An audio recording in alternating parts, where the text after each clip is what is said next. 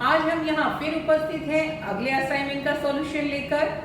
हमें उम्मीद है कि अभी तक जो असाइनमेंट्स के सॉल्यूशंस हम आप तक पहुँचा रहे हैं इन वीडियो मॉड्यूल्स के थ्रू, आप उन वीडियो मॉड्यूल्स को कंटिन्यूसली यानी कि लगातार देख रहे हैं, ध्यानपूर्वक देख रहे हैं और अपने असाइनमेंट्स के सॉल्यूशंस यानी कि जो आपने असाइनमेंट करके रखे हैं पहले से उनको टैली कर रहे हैं और उनमें होने वाली गलतियां अगर आ रही हैं तो उन्हें करेक्ट कर रहे हैं। हमारे ये असाइनमेंट के सॉल्यूशन भेजने का तात्पर्य और रीज़न सिर्फ इतना ही है कि आपने जो असाइनमेंट्स करके रखे हैं आप देख पाएँ कि उनमें कहाँ गलतियाँ हैं, और अगर सही है तो बहुत अच्छी बात है, वेल डन।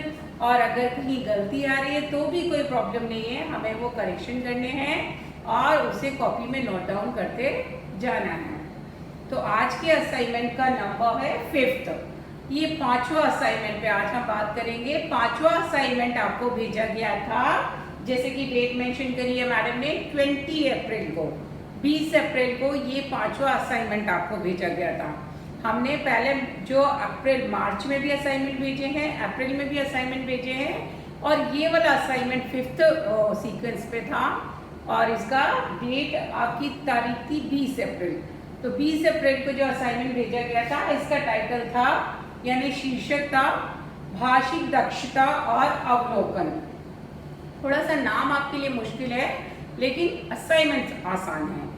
असाइनमेंट का टाइटल भाषिक दक्षता का मतलब है कि आपको आपकी लैंग्वेज जो आप लिखते हो हिंदी में उसमें परफेक्ट बनाना, कैसे शब्द जोड़ना है, कैसे वाक्य लिखना है। तो मैडम ने उसके लिए ही आपको छोटे छोटे अभ्यास दिए हैं। और अवलोकन का मतलब है किसी चीज़ को ऑब्जर्व करना। फॉर एग्जाम्पल आपको कोई पिक्चर दिया गया है, चित्र दिया गया है या कोई चीज़ दी गई है और मैडम बोलेंगे कि वो उस चित्र को या चीज़ को देखो ध्यान से और फिर मैं उससे कुछ प्रश्न पूछूंगी। तो जब आप बहुत अच्छे से उस चीज़ को ऑब्जर्व करते हो, अवलोकन करते हो, तभी तो उसका उत्तर सही दे पाओगे। तो यहाँ पर आपकी अवलोकन यानी ऑब्जर्वेशन स्किल को भी हम डेवलप कराना चाह रहे हैं। इसीलिए इस एक्सरसाइज में हमने आपको एक प्रश्न ऐसा भी दिया है जहाँ पर आप किसी चीज़ को देखकर यानी अवलोकन करके आधारित उत्तर दे सको। तो पहला क्वेश्चन जो था उसमें यही करने को आपको दिया गया था। उसमें आपको एक पोस्टर दिया गया था, आप देख सकते हैं यहाँ पर वो पोस्टर को। पहले प्रश्न में आपको पोस्टर देकर प्रश्न पूछा गया था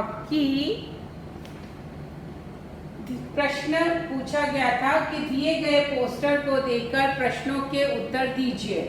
अब पोस्टर दिया है, एक कार्टून का पोस्टर है, उसके ऊपर इंग्लिश में लिखा हुआ था कोरोना वायरस प्रोटेक्शन, हिंदी में नीचे लिखा था दूर रहें स्वस्थ रहें।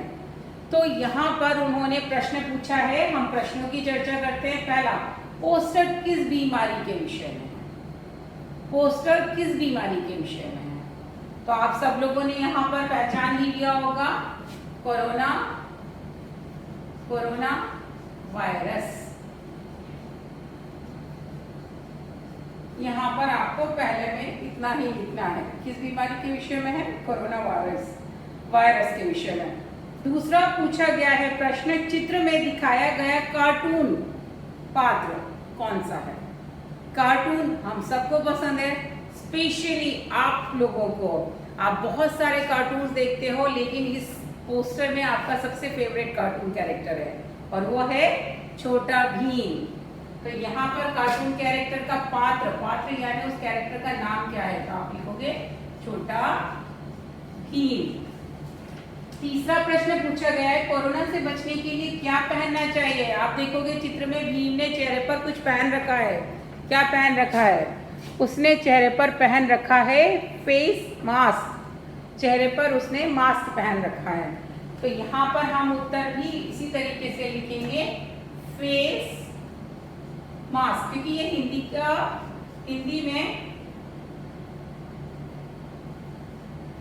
हिंदी भाषा में हम अंग्रेजी के शब्दों का प्रयोग कर सकते हैं, इसीलिए हम यहाँ फेस मास्क लिखेंगे। चौथा प्रश्न है, क्या ऐसे समय में एक दूसरे से हाथ मिलाना चाहिए? नहीं, क्योंकि यहाँ पोस्टर में उन्होंने खुद लिख के रखा है दूर रहें स्वस्थ रहें। तो यहाँ हम क्या लिखेंगे? नहीं। हमारा उत्तर होगा नहीं। अंतिम प्रश्न दिया था यहाँ पर चित्र से आपको क्या पता चला? चित्र से हमें पता चला कि कोरोना नामक वायरस यहाँ पर फैला हुआ है देश में, हमें इससे बचना है। तो आप लिख सकते हो कोरोना से बचाव, सिर्फ इतना लिख सकते हो। अब ये तो हो गए पोस्टर देखकर शब्द लिखने की बात, आपने लिख लिया। जरूरी नहीं, लास्ट वाले प्रश्न में मैम ने पूछा था कि चित्र देखकर आपके मन में क्या विचार है। आप ये लिख सकते हो कि हम घर में रहकर स्वस्थ रह सकते हैं। आप जो चित्र देखकर आपके मन में भाव आ रहे हैं आप वो लिख सकते हो। दूसरा क्वेश्चन यहाँ पर कंटिन्यू दिया गया 6 से 10 तक, लेकिन दूसरा इसलिए बोल रही है मैडम उसको, यहाँ पर एक वीडियो लिंक दे दिया गया था आपको, और वीडियो लिंक का टाइटल था आम की टोकरी। आम की टोकरी नामक वीडियो टाइटल के द्वारा आपको वो उस वीडियो लिंक को देखना था। उसमें एक कविता थी और उसके बाद इन प्रश्नों के उत्तर देने थे। कविता का नाम था आम की टोकरी। अब वो कविता कैसी थी? 6 साल की छोकरी भरकर लाई टोकरी। तो पहला प्रश्न हमसे पूछा गया था लड़की की उम्र कितनी थी? कविता की पहली लाइन में उत्तर मिल गया 6 साल की छोकरी, यानी कि उम्र कितनी हुई लड़की की? 6 साल। दूसरा प्रश्न उन्होंने पूछा था लड़की ने सिर पर क्या उठा रखा था? भरकर लाई टोकरी, वो टोकरी भरकर लाई थी सर पे रखे। तो क्या मिल गया उत्तर हमको? सेकंड का टोकरी, उसके सर पर क्या था? टोकरी।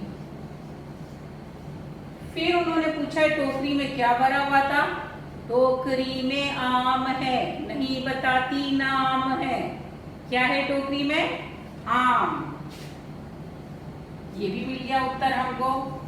फिर उन्होंने पूछा था बच्चे क्यों खुश थे? हमको देती आम है, नहीं पूछती नाम है। बच्चों को वो लड़की क्या दे रही है? आम दे रही है और नाम भी नहीं पूछ रही है। तो बच्चे क्यों खुश हो रहे हैं? क्योंकि उन्हें आम खाने को मिल रहे हैं। तो यहाँ प्रश्न का उत्तर हुआ कि बच्चे क्यों खुश हैं? बच्चे आम पाकर खुश हैं, आम पाकर खुश हैं। अब लास्ट प्रश्न, सबसे इंपॉर्टेंट महत्वपूर्ण प्रश्न, यदि आप उस लड़की की जगह होते तो क्या इस तरह अपने दोस्तों को फल देते?